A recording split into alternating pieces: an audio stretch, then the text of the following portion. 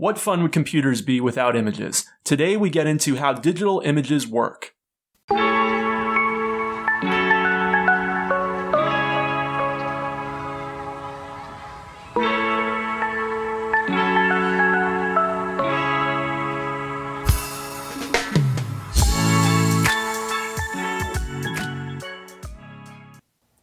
Welcome to Kopek Explains Software, the podcast where we make computing intelligible.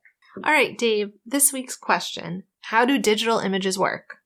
Well, digital images can really be put into two categories. They can be thought about as bitmap images or vector images. But before we get into that, I think we should talk about pixels. So what's a pixel? A pixel is just a dot on your screen. That's one way of thinking about it. It's just one individual dot. And you know, your screen, whether it be your smartphone or the monitor hooked up to your personal computer, has a lot of pixels. In fact, if it's an HD resolution screen, it's going to be 1920 by 1080. Now, if you do the math, that's well over 1 million pixels. So those numbers actually mean something. Yeah, those numbers actually mean something. It's how many pixels do we have? And so you have a lot of pixels on the screen, and each one of them, amazingly, is controlled individually by the computer using the graphics card. And each of those pixels can be a different color. And when we put a lot of different of those individual pixels being different colors together, that's how we get images. It makes me think of pointillism, the art form, on a extreme level. Right. And it's also the limitation, really, of digital imagery, right? Is that how many pixels we have is how accurate, how precise our images can be. If we have more pixels, we can have a much more high-resolution image that's going to look more like real life to us. But if we don't have a lot of pixels, if we have a very low-resolution screen, like, for example, the original Macintosh coming out in 1984 had a 512 by 384 pixel screen. And by the way, those pixels could only be black or white. And so that was really, really low resolution compared to what we have today. So we couldn't see very accurate images. But today we have so many pixels, and we're always getting more and more pixels and higher resolutions that we're able to see pretty accurate representations of the real world in our digital images. You mentioned a graphics card. What is that? Yeah, I think we're going to get more into graphics cards in a future episode, but I just want people to know that what the graphics card is responsible for is controlling all of the pixels. So it gets data about what the pixels should look like. It processes that data, and then it creates the right pixels for the screen so that everything looks the way that we want it to look. It's a really powerful component of the computer and actually does a lot of computation to take some primitive data and turn it into something more interesting and process it. But we're not going to get into all the technical details of the graphics card today, but just know that it's the component of your system that's actually creating these pixels and enlivening them and giving them all the great colors that we love. Great. So should we dive into the bitmap and vectors? Yeah, let's start with bitmaps. So bitmaps are basically just collections of pixels. So for example, let's say I had a very, very small image that was just supposed to be a very small stop sign. Okay? So if it was a very small stop sign, let's say it's just going to be 10 by 10 pixels, okay? If it was a bitmap image of that stop sign, then that's 100 pixels, right? Because it's 10 in width and 10 in height, so there's 100 pixels, right? And we know that a stop sign is an octagon, right? So it doesn't actually take up all of the space with maybe red pixels, right? So some of the pixels will be red, maybe about 5/8 of them or 6/8 of them or something like that. Some of the pixels will be white for the letters in the word stop. And then there's going to be some pixels behind the stop sign where there's still a square. Most digital images are squares, by the way, or rectangles. Sorry, rectangles. Mm-hmm. And then there's going to be some pixels that are not red or white that are some of those background pixels. But so all a bitmap image needs to describe is what color is in what pixel in what location. So it's not really thinking about the whole picture, like if you were doing a scene or doing a stop sign. It's not thinking, I'm making a bitmap isn't thinking about the whole of the stop sign. It's really breaking it down into these individual dots.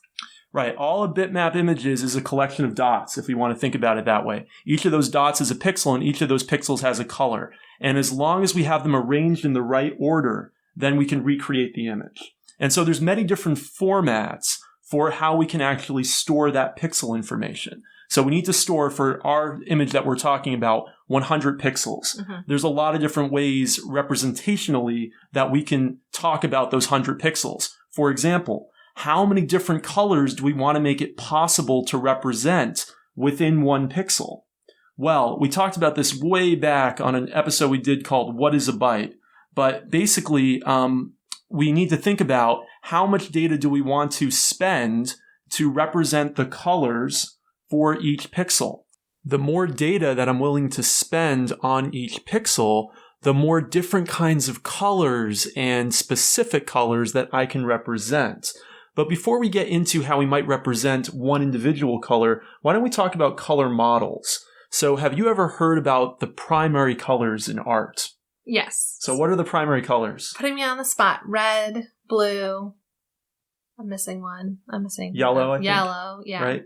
Red. The ones that, red, blue, and yellow. The ones you can combine to make all the other colors. Right.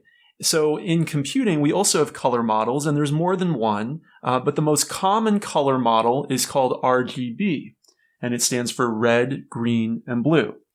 And there are other color models. I'll just put them out there. People might have heard of CMYK, which stands for cyan, magenta, yellow, and black. But RGB is the most common color model, and we use the RGB model to represent our pixels. Now the question is, how much data are we going to spend on each of those three primary colors? We're going to use the three primary colors together to form the specific color, but how much data are we going to spend on each one of them? Now, if we go back to thinking about bytes, you remember 1 byte can represent 256 different values.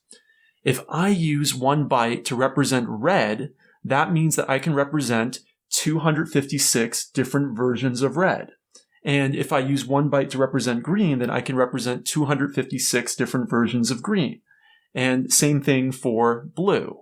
Now, if I have 256 different reds and 256 different greens and 256 different blues, and I can put those together, I can actually create a lot of different specific colors. And I can spend more. There's such a thing as spending, let's say, 2 bytes on red. And then I can have, 65,000 different kinds of reds.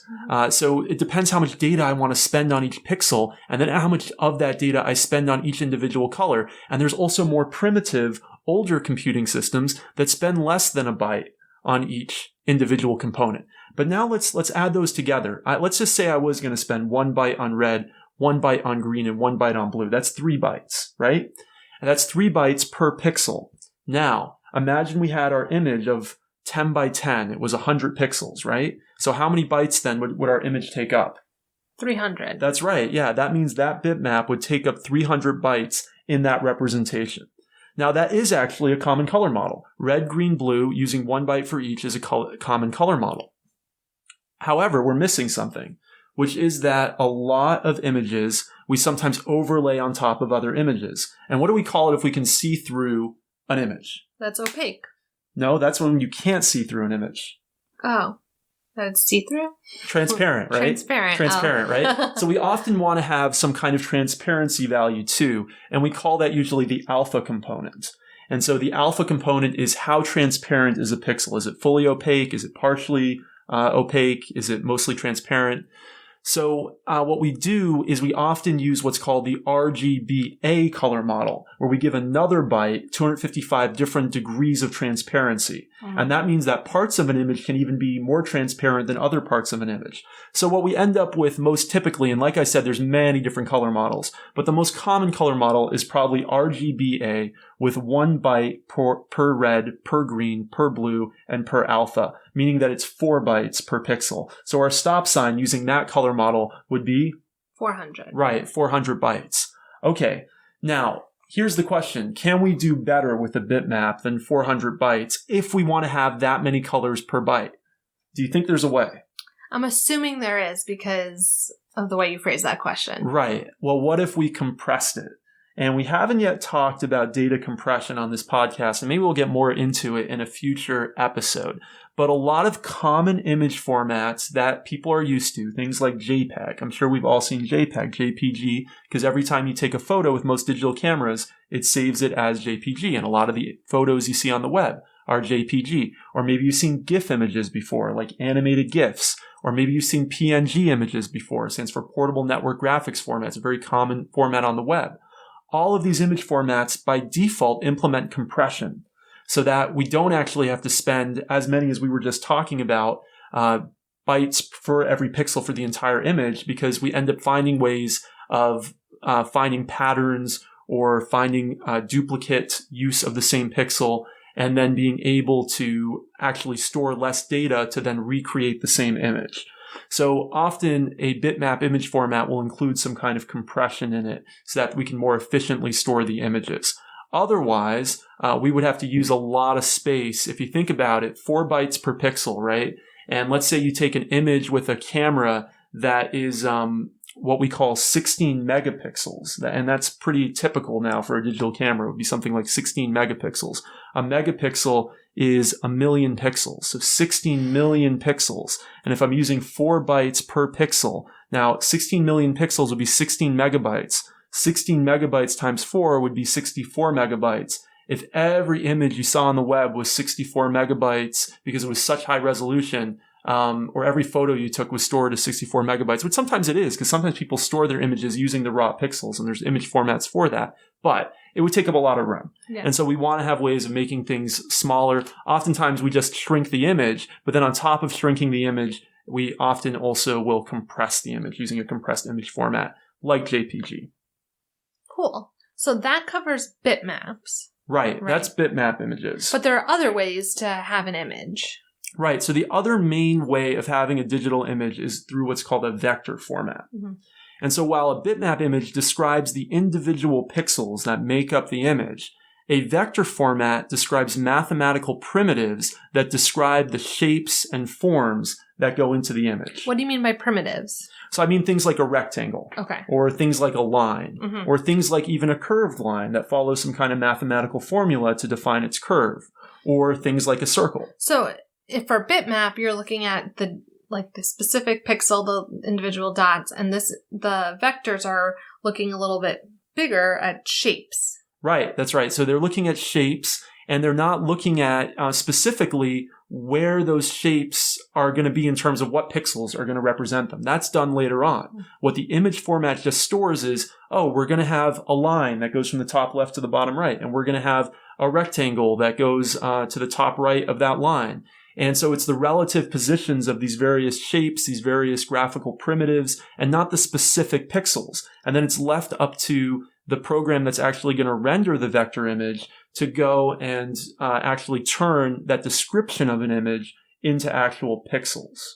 So how does it know what colors to do? Well, you describe that in the vector image as well. So you're going to describe colors as well, but it's actually a lot less data in some ways, because let's say I want to describe a big image of a giant stop sign, right? Mm-hmm. As we were talking about before. Well, if I wanted to describe the stop sign and I wanted it to look like a stop sign in real life, I'd have to use a bitmap image, because that's really, I'm going to have every individual pixel describe that. But if I wanted to describe it just as the idea of a stop sign and then have it be able to render at different sizes, all I'd have to describe is just have a red octagon. And that might be pretty simple to describe using just lines and rectangles and triangles maybe. And then I might have to describe the text. So I might have to say, I want the word stop to be in white in the center of it. But that's actually not a lot of information. That's like a few lines of some kind of description language of the code of that description language for the vector image. And so that's actually a lot less data in total, those few lines of description, than describing the 4 bytes for every pixel and having this huge number of pixels. Mm-hmm. The difference is, though, the bitmap version is going to give me an image from real life, maybe something taken with a digital camera. Whereas the vector image is just going to give me a very, very clear red octagon, but it doesn't look like something from the real world. It just looks like something that was cut out of a piece of paper, a red piece of paper or something. Kind of like clip art? Yeah, kind of like clip art. A lot of clip art actually usually starts life as vector images. Mm-hmm. So we have file formats for describing languages, for describing vector images, just as we have for bitmaps as well. So people are more familiar usually with the bitmap image formats. People are familiar with things like JPG or GIF or PNG. But on the vector side, we have formats like SVG. It stands for Scalable Vector Graphics, and it's actually pretty common on the web.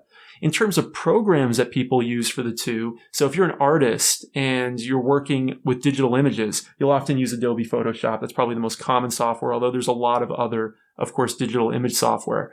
On the vector side, Adobe also dominates, and it's Adobe Illustrator that's often used for making vector images. But there's a million other vector image programs, some of which are almost as popular as Illustrator, but not quite. I'd say Photoshop and Illustrator are the de facto standards in bitmap images and vector images, respectively.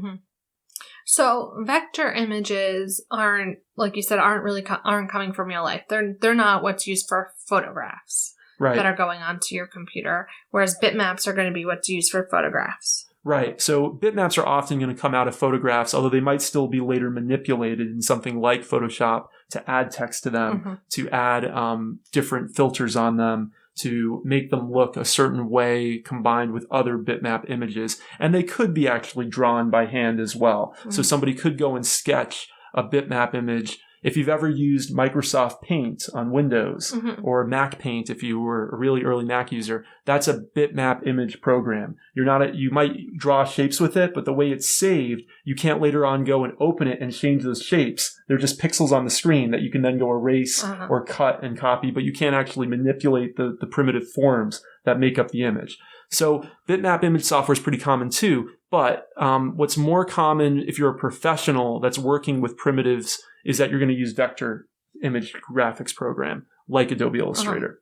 And so, yes, vector graphics are always made by humans, by hand, pretty much, or it could be in a procedurally generated computer program, but they're always coming from the virtual world, whereas bitmap images are oftentimes coming from the real world. So nowadays, we really use our phones and our devices like cameras, right? We're taking lots of photos and maybe on our phones, saving them on our computers. Is there a specific way that they're saved or something that, what would you consider something really important for folks to understand about those images that are, pretty important to us that are now being saved on our computers and phones or on the cloud? So I think we can kind of tie together a bunch of things that we've been talking about with this. So when you take an image on your phone, and by the way, they say that the iPhone is the best-selling camera in the world, right? And so Apple and all the smartphone manufacturers put a huge amount of effort into the cameras on their phones. But what people might not realize is that that's a combination of both hardware and software. There's the image sensor itself, which is often made by a large semiconductor company. In fact, Sony is one of the largest makers of cameras for smartphones. But then after we get through having the hardware take the image through the lens, through the image signal processor, what will often happen is there'll also be software manipulation of the image. And there might be some auto adjustments using some filters. There might also be some, in fact, machine learning that goes on to make the image look better in different components of it and kind of adjust it based on what has been trained to look well to the human eye. And so what you end up getting is not a 100% accurate representation of what you saw. What you're getting is something that's gone through hardware and software filtration to create something that looks appealing in a certain way. And we can't ever recreate accurately because as we talked about earlier, there's only so many pixels on a screen and we only have so much memory to store pixels as well. We're never going to accurately represent 100% the real world.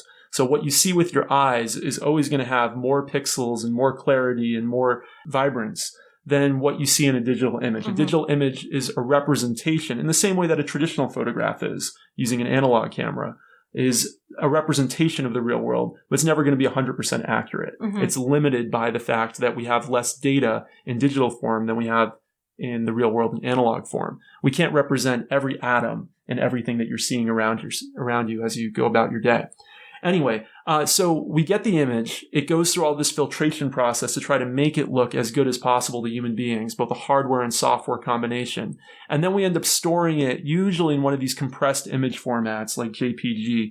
And some of those image formats are what we call lossless, which means they compress, but they don't lose any data from the original image that was taken by the camera. And some of those image formats are lossy, meaning that we might actually lose a little bit of data when we do the compression, but because we're going to get even more compression, it's worth the trade-off. Mm-hmm. And so JPEG is actually a lossy compression format. Oh, really? Meaning that we actually lose a little bit of data when we create our JPEG images from what was originally seen by the camera. Now, there are other image formats like RAW, which is a common one used and there's different formats of RAW, depending on the camera manufacturer, that really people who are professional photographers often use because they don't want to lose any data at all. And so they'll take their images and they'll be stored in this RAW format, and they'll directly manipulate the image in that RAW format before they ultimately save it in a compressed format that does lose some data, like JPG.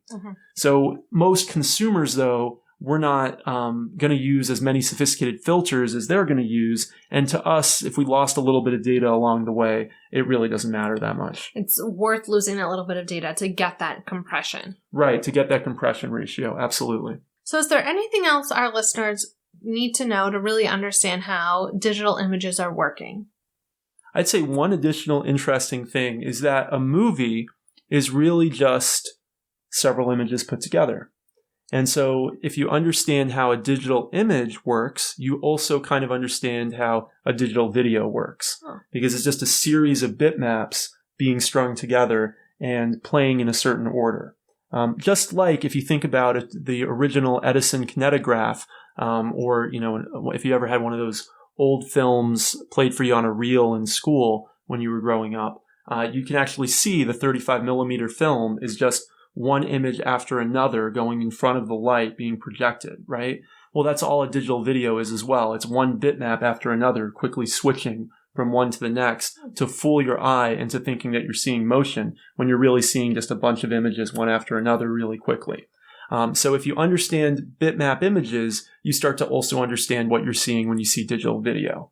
Taking some of the magic of digital videos away, or video away, but that's okay. It's good to know how things work. Yeah, and they actually can do additional compression algorithms on digital video where they look at just how much did the image change from one frame to the next.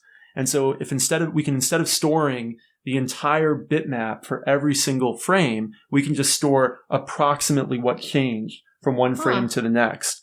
And that allows us to compress them even more. Because if we were storing just raw JPEGs, if you were storing a raw JPEG for every image in a video, you would end up for a 2-hour movie taking up way, way, way too much space. So we need this even more advanced compression to make the amount of space that a video takes up be somewhat reasonable. And then there's a whole bunch of other formats different from the digital still image formats that are used for digital video.